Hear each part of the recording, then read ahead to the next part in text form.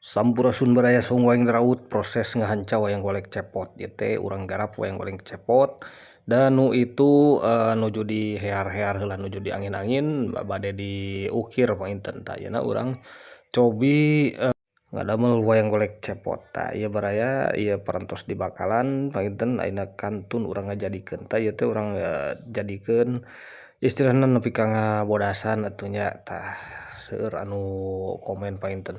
Nah teu nepi ka beres tah ayeuna urang bereskeun nepi ka ngabakalan atuh kitu baraya nya.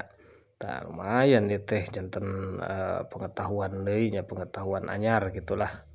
Ya teras wae urang hanca ieu bagian ceulina heula baraya tah saatosna di naon dipola urang ceulina urang babad ieu teh. Tah teras wae urang papayan painten supados karaut sadayana oge.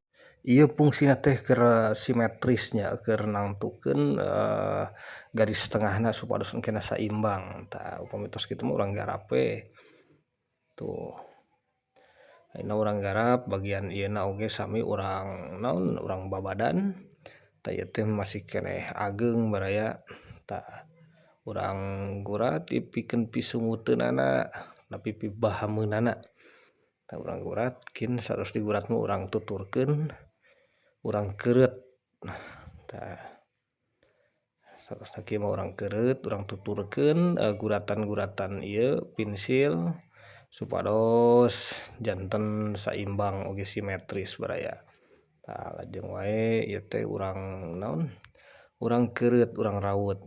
Tah ieu teh mungkah hade dina palebah huntuna ulah kababad baraya janten ulah di ala bagian huntuna mah.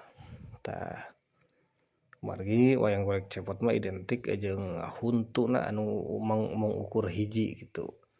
Tah teras deui urang pudah pindah we kitu. Dengeran ge ngajadikeun ieu mah. Janten milih aya gado atanapi irung, pipi, baham oge nu teu acan sampurna. Tah dina proses ieu teh pikeun mempertegasna nya ngajadikeun istilahna tah. Sami ieu ge urang gurat heula supados engkena presisi kitu. Oge ieu teh seueur wae anu komen nya hampir di setiap postingan kuring ieu teh sok naroskeun bahanna kai naon tah. Ieu teh bahanna kai jeungjing atanapi albasiah baraya tapi duka ari nu sanes mah ngangge kai naon da abdi mah ngangge ieu we albasiah baraya. Tapi aya oge jenis kayu anu sanes nyaeta kai lame abdi sok ngangge oge eta kai lame. Janten abdi sok ngangge dua jenis kayu pikeun bahan baku wayang golek kitu baraya. Tah teras wae ieu teh urang lalabah palebah huluna oge urang lukis pi panoneunana tanapi pi mataeunana ieu teh supados engkena sae. Kalayan saimbang dina letak panon kenca katuhuna kitu. Janten ulah sagawayah painten upami ieu mah mending digaris heula atanapi dipola heula. Tah demi saena meuneunan hasil pagawean urang baraya tah nuju naon memulai nembe memulai gitu dialajar tah sapertos kuring kieu ulah tinggalin pensil mah baraya kedah standby kedah taliti oge gitu.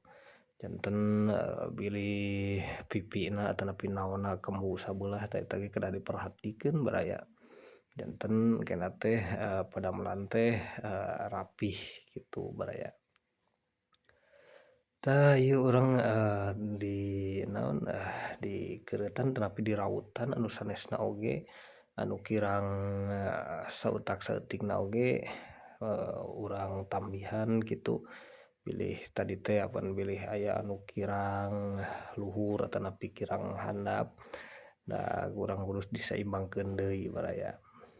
Tah teras ieu panonna oge kedah disok-sok deui supados rada jero kitu. Janten katingalna teh beuneur si wayang teh ari ukiran jero teh baraya henteu cawerang kitulah istilahna.